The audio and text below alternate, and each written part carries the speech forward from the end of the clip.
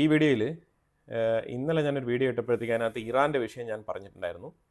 അത് ഇസ്രായേലും ഇറാനും തമ്മിൽ ഒരു കൺഫ്രണ്ടേഷനുള്ള സാധ്യത ഒരുങ്ങുന്നു എന്ന് പറയാനുള്ള പ്രധാനപ്പെട്ട ഒരു കാരണം ഇറാൻ ഇപ്പോൾ ഈ ഇടയായിട്ട്, അതായത് 5ാം ഘട്ട ചർച്ച അമേരിക്കയുമായിട്ട് നടത്തിയതിൽ നല്ല രീതിയിലുള്ള ടെൻഷനാണ് ഉണ്ടായിരുന്നത്. ആ ഒരു ചർച്ച തികച്ചും അത്ര ഫ്രൂട്ട്ഫുൾ ആയിരുന്നില്ല. ഇറാനും അമേരിക്കയും തമ്മിൽ അങ്ങോട്ടും ഇങ്ങോട്ടും തല്ലിപ്പിരിഞ്ഞ അവസ്ഥയിലാണ് ആ 5ാം ഘട്ട ചർച്ച അവസാനിച്ചത്. അതോടുകൂടി പിന്നെ ഈ ന്യൂക്ലിയർ ഡീലുമായിട്ട് ബന്ധപ്പെട്ട ചർച്ചകളൊന്നും നടന്നില്ല. പിന്നെ ട്രംപിന്റെ സൈഡിൽ നിന്ന് മാത്രം ചെറിയ രീതിയിലുള്ള ഫ്ലെക്സിബിലിറ്റീസ് ഒക്കെ കാണാൻ കഴിഞ്ഞു. ട്രംപ് ഇറാൻ സന്ദർശിക്കാൻ താല്പര്യമുണ്ടെന്ന് പറഞ്ഞു. അതുപോലെ ട്രംപ് ആയത്തുള്ള ഖമനയെ മീറ്റ് ചെയ്യാൻ താല്പര്യമുണ്ടെന്ന് പറഞ്ഞു. അതേപോലെ ഇറാനുമായിട്ട് ബന്ധപ്പെട്ട് പല രീതിയിലുള്ള ഫ്ലെക്സിബിൾ ഓപ്ഷൻസ് ആണ് ട്രംപ് മുന്നോട്ട് വെച്ചുകൊണ്ടിരുന്നത്. ഇറാൻ 2 ദിവസങ്ങൾക്ക് മുമ്പ് തൊട്ടേ പറഞ്ഞു തുടങ്ങുന്നുണ്ട്. അതായത് ഇസ്രായേലിന്റെ എന്തോ രഹസ്യമായിട്ടുള്ള സംഭവം ഞങ്ങളുടെ കയ്യിൽ കിട്ടിയിട്ടുണ്ട്. ഏതാണ്ട് 10,000 പേജ് അടങ്ങുന്ന ഡോക്യുമെന്റ് ആണ്. ഇതെല്ലാം ഞങ്ങൾ റിവീൽ ചെയ്യാൻ പോവാണെന്നുള്ള നിലയിൽ പല രീതിയിലുള്ള പ്രസ്താവനകളാണ് പുറത്തിറക്കുന്നത്.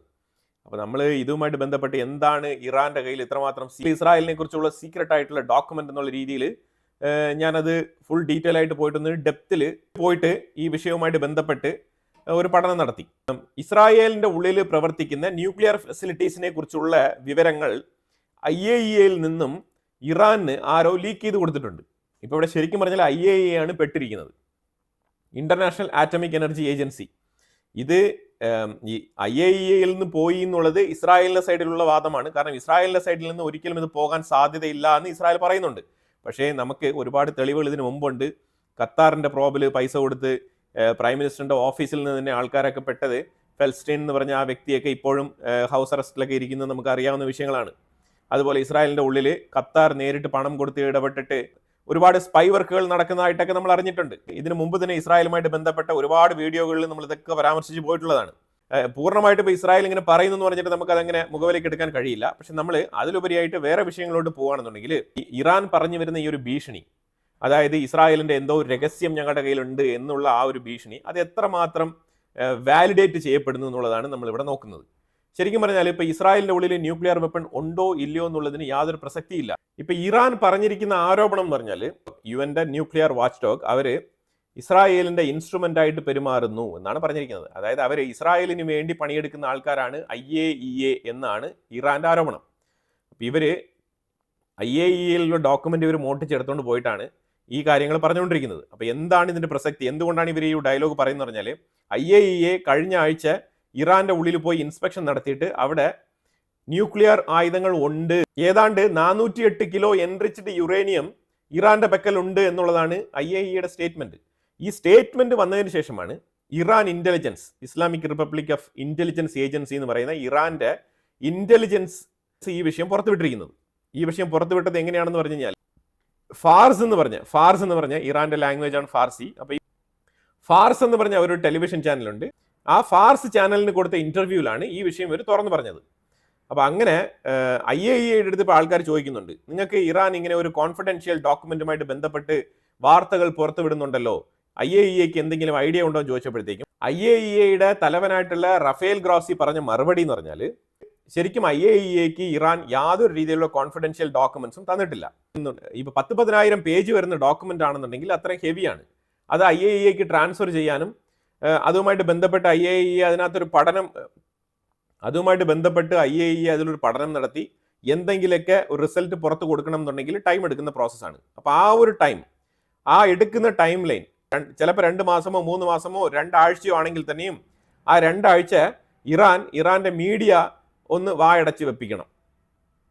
കാരണം ഈ ഡോക്യുമെന്റിലുള്ളത് എന്താണെന്നുള്ളത് അറിയാണ്ട് നമ്മൾ വെറുതെ ഇങ്ങനെ കിടന്ന് സംസാരിച്ചിട്ട് കാര്യമില്ല എന്നാണ് റഫേൽ ഗ്രോഷി പറഞ്ഞു വെച്ചത്. ഇറാന്റെ വാദം എന്താണെന്ന് പറഞ്ഞാൽ, പിന്നെ IAEA എങ്ങനെ ഉരുണ്ട് കളിച്ചാലും ഇസ്രായേലിന്റെ ഉള്ളിൽ തീർച്ചയായിട്ടും ന്യൂക്ലിയർ വെപ്പൺ ഉണ്ടാവാനുള്ള സാധ്യത വളരെ കൂടുതലാണ്. അത് ഇല്ല എന്ന് പറയുന്നില്ല. അത് ഇസ്രായേൽ അത് ഒഫീഷ്യലി അനൗൺസ് ചെയ്യുന്നില്ല എങ്കിലും ഇപ്പൊ ഇസ്രായേലിന്റെ ഉള്ളിൽ ഇപ്പൊ ഇസ്രായേലിന്റെ പക്കൽ ആണവായുധം ഉണ്ടെങ്കിലും അമേരിക്കയുടെ പക്കൽ ആണവായുധം ഉണ്ടെങ്കിലും എല്ലാം ഒന്ന് തന്നെയാണ്. അപ്പൊ അതുകൊണ്ട് ഇതിനകത്ത് ഇസ്രായേലിൽ ആണവായുധം ഉണ്ടോ എന്നുള്ളൊരു ചോദ്യത്തിന് തന്നെ യാതൊരു പ്രസക്തിയില്ല. അതൊരു സൈഡിൽ നിൽക്കേ, ഇപ്പൊ ഇറാന്റെ ന്യൂക്ലിയർ ഫെസിലിറ്റി കാത്ത് സംരക്ഷിക്കേണ്ട ഒരു ചുമതല ഇപ്പൊ ഇറാൻ വന്നിരിക്കുകയാണ്. അപ്പൊ അത് വന്നിരിക്കുന്നതിന്റെ കാരണം എന്ന് പറഞ്ഞാൽ അമേരിക്കയുമായിട്ടുണ്ടായ ഒരു ക്ലാഷ് ആണ്.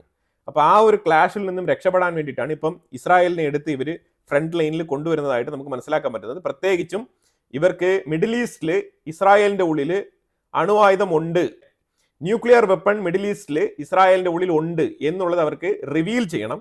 പിന്നെ അഥവാ അതായത് ഇസ്രായേലിന്റെ ഉള്ളിൽ ആണവായുധം ഉണ്ടല്ലോ, പിന്നെ ഇറാൻ ഞങ്ങൾ ആണവായുധം എൻറിച്ച് ചെയ്താൽ എന്താണ് കുഴപ്പം എന്നുള്ള രീതിയിലുള്ള ഒരു ചോദ്യമായിട്ടാണ് അവർ വരുന്നത്. അതിന്റെ സൂചനയാണ് ഇസ്രായേലിന്റെ ഉള്ളിൽ രഹസ്യമായിട്ടിരിക്കുന്ന ന്യൂക്ലിയർ ഫെസിലിറ്റികൾ, അതിന്റെ വിവരങ്ങൾ ഞങ്ങൾ പുറത്തുവിടും എന്നുള്ള ഭീഷണിയുമായിട്ട് ഇറാൻ വന്നിരിക്കുന്നത്. ഇതാണ് ഇതിന്റെ സത്യാവസ്ഥ.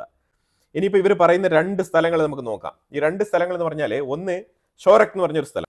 ഈ ഷോറക് എന്ന് പറഞ്ഞത് 1958 ഇസ്രായേലിന്റെ ഉള്ളിൽ പണികഴിപ്പിച്ച ന്യൂക്ലിയർ ഫെസിലിറ്റിയാണ്. അതിന്റെ ഇമേജ് ആണ് നിങ്ങൾ കാണുന്നത്. പഴയ ബ്ലാക്ക് ആൻഡ് വൈറ്റ് ഇമേജ് ആണ്. അന്നത്തെ കാലത്ത് ഇത്ര ഒരു ചെറിയ ഒരു ബിൽഡിംഗ് തന്നെയായിരുന്നു അത്. അതായത് വളരെ ബേസിക് ആയിട്ട് തുടങ്ങിയ ന്യൂക്ലിയർ ഫെസിലിറ്റിയാണ് ഇത്. ഇത് സോറക് എന്ന് പറഞ്ഞ സ്ഥലത്താണ് ഇത് സ്ഥിതി ചെയ്യുന്നത്. ഇത് ഇപ്പോഴും ഒരു ന്യൂക്ലിയർ റിസർച്ച് ഇൻസ്റ്റിറ്റ്യൂട്ട് തന്നെയാണ്. അവിടെ ഒരുപാട് ആൾക്കാർ പോയി പഠിക്കുന്നുണ്ട്. ഈ ന്യൂക്ലിയർ റിസർച്ച് പ്രോഗ്രാമുമായിട്ട് ബന്ധപ്പെട്ട് പലരും അവിടെ പോയിട്ട് പഠിക്കാറുണ്ട്, വിദ്യാഭ്യാസം നേടാറുണ്ട്, റിസർച്ച് വർക്കുകൾ നടത്താറുണ്ട്. അവിടെ പല രാജ്യങ്ങളിൽ നിന്നുള്ള ആൾക്കാർ അവിടെ പോയി റിസർച്ച് വർക്ക് കംപ്ലീറ്റ് ചെയ്തിട്ടുണ്ട്. ഞാനിപ്പോൾ അതെല്ലാം തന്നെ ലിസ്റ്റ് ഔട്ട് ചെയ്യാൻ താല്പര്യപ്പെടുന്നില്ല. ഒരു ന്യൂക്ലിയർ ഫെസിലിറ്റി ഇൻസ്റ്റിറ്റ്യൂഷൻ ആണത്. അപ്പോൾ അതൊരു സൈഡിൽ അത് ഡിക്ലെയർഡ് ആണ്, അത് ഒഫീഷ്യലി ഡിക്ലെയർഡ് ആണ്, ഇത് എല്ലാവർക്കും അറിയാവുന്ന കാര്യമാണ്. അതിനെക്കുറിച്ചും ഇറാൻ പരാമർശിക്കുന്നുണ്ട്. ആ ടെലിവിഷൻ ഇന്റർവ്യൂവിൽ അവർ കൊടുത്തത്, ആ ഡോക്യുമെന്റിൽ പറയുന്നത് പ്രകാരം ഈ സോറക് എന്ന് പറഞ്ഞ സ്ഥലത്ത് റിസർച്ച് ഇൻസ്റ്റിറ്റ്യൂട്ട് നടക്കുന്നതിനോടൊപ്പം അതുമായിട്ട് ബന്ധപ്പെട്ട് അവിടെ ആണവായുധങ്ങൾ ഉൽപ്പാദിപ്പിക്കാനുള്ള റിസർച്ചും കൂടി നടക്കുന്നുണ്ട് എന്നും കൂടെ പറഞ്ഞു വെക്കുന്നുണ്ട്. തീർച്ചയായിട്ടും ഉണ്ടാവാം. ന്യൂക്ലിയർ ഫെസിലിറ്റിയെ കുറിച്ച് പഠിപ്പിക്കുന്ന സമയത്ത് ആണവായുധം എങ്ങനെ ഉണ്ടാകുന്നു, എങ്ങനെയാണ് ഉണ്ടാക്കുന്നതിനെ കുറിച്ചുള്ള ഡെമോൺസ്ട്രേഷനൊക്കെ ചിലപ്പോൾ അവിടെ കാണാനുള്ള സാധ്യതയുണ്ട്. ഇല്ല എന്ന് നമുക്ക് പറയാൻ പറ്റില്ല. പക്ഷെ അത് ഓൾറെഡി ഇസ്രായേലിൽ ഉണ്ട് എന്നുള്ളത് IAEAക്കും അറിയാവുന്ന കാര്യമാണ്. ഇനി പുതിയതായിട്ട് ഇറാൻ എന്താണ് അവിടെ പറഞ്ഞു വെക്കുന്നത് പറഞ്ഞാൽ, ഒരു സ്ഥലം കൂടെ ഇറാൻ ചൂണ്ടിക്കാണിക്കുന്നുണ്ട്, ഡെമോന എന്ന് പറഞ്ഞ സ്ഥലം. ഈ ഡെമോന എന്ന് പറഞ്ഞ സ്ഥലം ശരിക്കും സൗത്ത് ടെല്ലവീവിന്റെ ഭാഗത്താണ് ശരിക്കും സ്ഥിതി ചെയ്യുന്നത്. ടെല്ലവീവിന്റെ സദൻ സൈഡിൽ ഇതൊരു ഡെസേർട്ട് മേഖലയായിട്ട് ഇരിക്കുന്ന ഒരു സ്ഥലമാണ് ഈ ഡെമോന എന്ന് പറയുന്നത്. ഈ ഡെമോനയിൽ ഒരു ന്യൂക്ലിയർ റിസർച്ച് സെന്റർ ഉണ്ട്. ഇത് അൺഒഫീഷ്യൽ ആണെന്നാണ് ഇറാന്റെ വാദം. ഇതാണ് അവർ രഹസ്യമായിട്ടുള്ള സംഗതിയായിട്ട് ഞങ്ങൾ പുറത്തുവിടും എന്ന് പറഞ്ഞുകൊണ്ടിരിക്കുന്നത്. ഇതാണ് ഇറാന്റെ കയ്യിൽ കിട്ടിയ ഒരു ഇമ്പോർട്ടന്റ് ആയിട്ടുള്ള രഹസ്യമായിട്ടുള്ള വിവരമായിട്ട് ഇറാൻ പൊക്കി പിടിച്ച് സംസാരിച്ചുകൊണ്ടിരിക്കുന്നത്. ഇതാണ്. അപ്പം ഇനിയിപ്പോൾ ഇവർ ശരിക്കും പറഞ്ഞാൽ ഇവർ സർപ്രൈസ് ആയിട്ട് ഇത് IAEA വിളിച്ചിട്ട് ഒരു മീറ്റിംഗ് നടത്തി ഇവർ കൃത്യമായിട്ട് ഈ കാര്യങ്ങളൊക്കെ കൊടുത്തിരുന്നെങ്കിൽ ഒരു പക്ഷേ സർപ്രൈസ് വിസിറ്റ് നടത്തിയിട്ട് ഇതൊക്കെ പൊക്കാം. ഇനിയിപ്പം ഇസ്രായേൽ ഈ വിഷയം അറിഞ്ഞ സ്ഥിതിക്ക് ഇനി എന്തായാലും ഏത് സ്ഥലത്ത് ഇസ്രായേൽ ഇങ്ങനെ ഒരു ന്യൂക്ലിയർ പ്രോഗ്രാം കണ്ടക്ട് ചെയ്യുന്നെങ്കിലും അവർ അവിടെ നിന്ന് മാറ്റും, അത് ഉറപ്പാണ്. ഇപ്പൊ UN ഈ ഒരു ന്യൂക്ലിയർ വാച്ച് ഡോഗ് പോയിട്ട് അവിടെ ഇൻസ്പെക്ഷൻ നടത്തിയാൽ തന്നെയും അത് കണ്ടെത്താൻ കഴിയും എന്നുള്ളത് യാതൊരു ഉറപ്പുമില്ല. UN ന്യൂക്ലിയർ വാച്ച് ഡോഗ് ഒരു ചോദ്യചിഹ്നമായി മാറിയിരിക്കുകയാണ്. കാരണം ഈ പല രാജ്യങ്ങളുടെയും ന്യൂക്ലിയർ ഫെസിലിറ്റീസുമായിട്ട് ബന്ധപ്പെട്ട വിവരങ്ങളൊക്കെ ഡോക്യുമെന്റ് ചെയ്ത് IAEA വെച്ചിരിക്കുന്ന സാഹചര്യത്തിൽ ഇതിന് എന്ത് സുരക്ഷിതത്വമാണോ ഉള്ളത്? ഈ രീതിയിൽ ഡോക്യുമെന്റ് ലീക്ക് ആകുന്നുവെങ്കിൽ IAEA ഉള്ളിലുള്ള ചാരൻ ആരാണെന്നുള്ളത് കണ്ടെത്തണം. അതായത് ഈ രാജ്യങ്ങൾക്കൊക്കെ അവിടെ നിർണായകമായിട്ടുള്ള സ്വാധീനമുണ്ട്. പ്രത്യേകിച്ച് ഇത് UN വാച്ച് ഡോഗ് ആണ്. ഇസ്രായേലുമായിട്ട് ബന്ധപ്പെട്ട വിവരങ്ങൾ അടങ്ങിയ രഹസ്യ ഡോക്യുമെന്റ്സ് ആരാണ് ചോർത്തി കൊടുത്തത്? ഇപ്പൊ ഇറാൻ പറഞ്ഞിരിക്കുന്നത് ഇത് എങ്ങനെ ഞങ്ങളുടെ കയ്യിൽ കിട്ടി എന്നുള്ളതിനെ കുറിച്ച് ഞങ്ങൾ യാതൊരു വിവരവും പറയുന്നില്ല. പക്ഷേ ഈ ഡോക്യുമെന്റ്സ് ഞങ്ങൾ അൺവെയിൽ ചെയ്യും, ഈ ഡോക്യുമെന്റ്സ് ഞങ്ങൾ പുറത്തുവിടുന്നതാണ് പറഞ്ഞിരിക്കുന്നത്. ഈ ഡോക്യുമെന്റിൽ ഇസ്രായേലിന്റെ ന്യൂക്ലിയർ ഫെസിലിറ്റി പ്രോഗ്രാംസ് മാത്രമല്ല, ഇസ്രായേലും അമേരിക്കയും തമ്മിലുള്ള പല രീതിയിലുള്ള രഹസ്യ ബന്ധങ്ങൾ, യൂറോപ്യൻ യൂണിയനുമായിട്ടുള്ള ബന്ധങ്ങൾ, അതുപോലെ മറ്റു പല രാജ്യങ്ങളുമായിട്ടുള്ള ഇടപാടുകൾ എല്ലാം തന്നെ ഈ ഡോക്യുമെന്റിൽ ഉണ്ട് എന്നാണ് ഇറാൻ അവകാശപ്പെടുന്നത്. ഈ ഡോക്യുമെന്റ് പുറത്തുവിട്ടാൽ മാത്രമേ ഈ ഡോക്യുമെന്റിന്റെ ആധികാരികത നമുക്ക് ഉറപ്പുവരുത്താൻ കഴിയുള്ളൂ. കാരണം കൗണ്ടർ പാർട്ടി ഇസ്രായേലും കൂടെ വെരിഫൈ ചെയ്ത് അതിനെ ഉറപ്പുവരുത്തേണ്ടതുണ്ട്. അതിലുപരിയായിട്ട് ഇറാന്റെ ഒരു പേടിയും കൂടെ ആവാം. കാരണം അവരുടെ ഈ നിരന്തരമായിട്ടുള്ള ഈ ഭീഷണി, അതായത് ഈ രഹസ്യ വിവരങ്ങൾ ഞങ്ങളുടെ കയ്യിലുണ്ട്, അതുപോലെ തന്നെ 800 ബാലിസ്റ്റിക് മിസൈലുകൾ ചൈനയുടെ പക്കൽ നിന്ന് മേടിച്ചിട്ടുണ്ട്. ചൈനയുടെ PL-15 എന്ന് പറഞ്ഞ മിസൈലൊക്കെ പാകിസ്ഥാനിൽ നിന്ന് ഇന്ത്യയിലോട്ട് വിട്ടതും അത് ഇന്ത്യയിൽ പൊട്ടാതെ തറയിൽ വീണ് കിടന്നതും അത് ഇന്ത്യ എടുത്ത് ഡെമോ പീസായിട്ട് വെച്ചിരിക്കുന്നതും മറ്റു പല രാജ്യങ്ങളും അത് വന്ന് കണ്ട് പഠിച്ച് മനസ്സിലാക്കുന്നതായിട്ടും കൂടി വാർത്തകൾ പുറത്തു വന്നിട്ടുണ്ട്. ഇതൊക്കെയാണ് ചൈനയുടെ മിസൈലുകളുടെ ഒരു കപ്പാസിറ്റി എന്ന് പറയുന്നത്. ഇനി ബാലിസ്റ്റിക് മിസൈലാണ് ഏതെങ്കിലും രീതിയിൽ ഒരു പൊട്ടിക്കുന്നെങ്കിൽ പൊട്ടിക്കട്ടെ. എന്തായാലും 800 എണ്ണം മേടിച്ച് വെച്ചിട്ടുണ്ട് ചൈനയിൽ നിന്നും. ഇതൊക്കെ തന്നെയാണ് ഇതിൽ ഏറ്റവും വലിയ സൂചനയായിട്ട് മനസ്സിലാക്കാൻ പറ്റുന്നത്. അപ്പൊ ഇറാൻ എന്താണ് ഉദ്ദേശിക്കുന്നത് മനസ്സിലായല്ലോ. ഇറാന്റെ ഇന്റലിജൻസ് മിനിസ്റ്റർ ഇസ്മായിൽ ഖാത്തിബ് പറഞ്ഞത്, ഇസ്രായേലിന്റെ ഡിമോന എന്ന് പറഞ്ഞ ആ ഒരു ന്യൂക്ലിയർ സൈറ്റിന്റെ പ്ലാൻ, അതിന്റെ ചാർട്ട്, അതിന്റെ ബ്ലൂ പ്രിന്റ്, അതിന്റെ ഡേറ്റ കംപ്ലീറ്റ് അവരുടെ പക്കൽ കിട്ടിയിട്ടുണ്ടെന്നാണ് അവകാശപ്പെട്ടിരിക്കുന്നത്. ഇപ്പൊ ഈ ഡിമോന സൈറ്റിന്റെ ഡീറ്റെയിൽസ് പുറത്തു വിട്ടു കഴിഞ്ഞാൽ ഇസ്രായേൽ അവിടെ ഒരു IAEA ഒരു ഇൻസ്പെക്ഷൻ നടത്താനുള്ള സാധ്യതയുണ്ട്. ഇപ്പൊ ഗ്ലോബലി തന്നെ IAEA വാച്ച് ഡോഗ്, യുണൈറ്റഡ് നേഷൻസിന്റെ വാച്ച് ഡോഗ് ആയിരിക്കുമല്ലോ പോയി അവിടെ ഇൻസ്പെക്ഷൻ നടത്തുന്നത്. പക്ഷെ അതിനെ കൗണ്ടർ ചെയ്യുന്ന രീതിയിൽ ഇറാൻ ഇപ്പോഴേ ഒരു സ്റ്റേറ്റ്മെന്റ് പറഞ്ഞിട്ടുണ്ട്. ഇറാന്റെ സ്റ്റേറ്റ്മെന്റ് എന്താണ്? ഇറാന്റെ സ്റ്റേറ്റ്മെന്റ് എന്ന് വെച്ചാൽ IAEA ഇസ്രായേലിന്റെ ഇൻസ്ട്രുമെന്റ് ആണെന്നാണ് പറഞ്ഞിരിക്കുന്നത്. അതായത് IAEA ഇസ്രായേലിന്റെ ചൊൽപ്പടിക്ക് ചലിക്കുന്ന ഒരു സംഘടനയാണെന്നാണ് ഇറാൻ ഇപ്പോൾ പറഞ്ഞു വെക്കുന്നത്. ശരിക്കും യുണൈറ്റഡ് നേഷൻസിൽ ആരുടെ വക്താക്കളാണ് ഏറ്റവും കൂടുതൽ എന്നുള്ളത് നമ്മൾ പൊതുവിൽ ഇപ്പോൾ കണ്ടുകൊണ്ടിരിക്കുന്ന വസ്തുതാപരമായിട്ടുള്ള കാര്യമാണ്.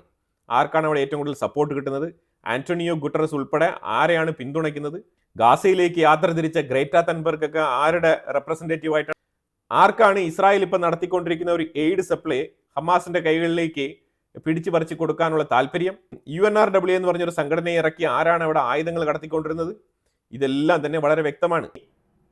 ഇന്റർനാഷണൽ ആറ്റമിക് എനർജി ഏജൻസി പോലും ഇസ്രായേലിൽ പോയി ഒരു പരിശോധന നടത്തി ആ ഒരു റിപ്പോർട്ട് പുറത്തു വിട്ടു കഴിഞ്ഞാൽ അത് വിശ്വസിക്കാൻ പറ്റില്ല എന്നാണ് ഇപ്പൊ ഇറാൻ പറഞ്ഞു വെക്കുന്നതിന്റെ സൂചന. അവിടെ ന്യൂക്ലിയർ ഫെസിലിറ്റിയിൽ അവിടെ ആണവായുധ ശേഖരങ്ങളൊന്നും ഇല്ല എന്നിപ്പോൾ IAEA പറഞ്ഞാൽ തന്നെയും അത് മുഖവിലേക്ക് എടുക്കാൻ തയ്യാറാവാത്ത നിലയിലാണ് ഒരു പ്രീ സ്ട്രാറ്റജിക്കൽ സ്റ്റേറ്റ്മെന്റ് ഇറാൻ പറഞ്ഞിരിക്കുന്നത്. അപ്പൊ തികച്ചും ഇതിന്റെ ഒരു പോംവഴി എന്ന് പറഞ്ഞാൽ ഇസ്രായേലും ഇറാനും തമ്മിൽ ഒരു കൺഫ്രണ്ടേഷൻ ഉറപ്പാണ്. അതാണ് നമുക്ക് ഇതിനകത്ത് മനസ്സിലാക്കാൻ പറ്റുന്നത്. കാരണം എപ്പോഴത്തെയും പോലെയല്ല, ഇപ്പോഴത്തെ വിഷയം കുറച്ചുകൂടി സീരിയസ് ആയിട്ട് എസ്കലേറ്റ് ആയിരിക്കുകയാണ്. അപ്പൊ ഇതുമായിട്ട് ബന്ധപ്പെട്ടാണ് കഴിഞ്ഞ ദിവസം 1.5 മണിക്കൂർ ഇസ്രായേലിന്റെ ഉള്ളിൽ മീറ്റിംഗ് നടന്നു ഞാൻ പറഞ്ഞിരുന്നു. ഈ ഫുൾ ആൻഡ് ഫുൾ ഇസ്രായേലിന്റെ ഉള്ളിൽ അവരുടെ ഈ ന്യൂക്ലിയർ ഫെസിലിറ്റിയുമായിട്ട് ബന്ധപ്പെട്ട് ഈ ലീക്കായ ഡോക്യുമെന്റുമായിട്ട് ബന്ധപ്പെട്ടിട്ടാണ് ചർച്ച 1.5 മണിക്കൂർ ഇസ്രായേലിന്റെ ഉള്ളിൽ നടന്നത്. അപ്പൊ ഇറാന്റെ കയ്യിലുള്ള ആ ഒരു ഭൂതം എന്താണെന്ന് മനസ്സിലായല്ലോ. ഇപ്പൊ തുറന്നുവിടും എന്ന് പറഞ്ഞുകൊണ്ടിരിക്കുന്ന ഒരു ഭൂതം ഇതാണ്. ഇപ്പം ഞാൻ വളരെ ഏർലി ആയിട്ടാണ് ഈ ഒരു ന്യൂസ് റിസർച്ച് ചെയ്ത് നിങ്ങൾക്ക് കൊണ്ടുവന്ന് തന്നിരിക്കുന്നത്. ഇപ്പം മെയിൻ സ്ട്രീം മീഡിയാസ് ഒക്കെ ഇതിപ്പോൾ കവർ ചെയ്യുന്നില്ല. അവരിനി ഇതിനെ ഒരു 4-5 ദിവസം കഴിഞ്ഞിട്ട് ഒരു ഹോട്ട് ന്യൂസ് ആയിട്ടായിരിക്കും കവർ ചെയ്യുന്നത്. അപ്പോൾ ഇന്ന് നമ്മൾ എല്ലാ ഹോട്ട് ന്യൂസും വളരെ സിമ്പിളായിട്ട് തന്നെയാണ് പറഞ്ഞു പോകുന്നത്. അപ്പോൾ അതുകൊണ്ട് അതിൻ്റെതായിട്ടുള്ള പ്രാധാന്യമില്ല എന്ന് നിങ്ങൾ വിചാരിക്കേണ്ട. രീതിയിൽ തന്നെ ഒരു ഹൈപ്പോ അല്ലെങ്കിൽ അതിന് ഭയങ്കരമായ ഒരു പ്രൊമോഷനോ കൊടുക്കാതെ ഞാൻ വളരെ സിമ്പിളായിട്ട് ഈ വാർത്ത നിങ്ങളുടെ ചെവിയിൽ എത്തിക്കുന്നു എന്ന് മാത്രമേ ഉള്ളൂ. ഇതിനെക്കുറിച്ചുള്ള അഭിപ്രായങ്ങൾ കമന്റ് ബോക്സിൽ രേഖപ്പെടുത്തുക. കൂടുതൽ വിഷയങ്ങളുമായിട്ട് അടുത്ത വീഡിയോയിൽ വരാം. Thank you so much.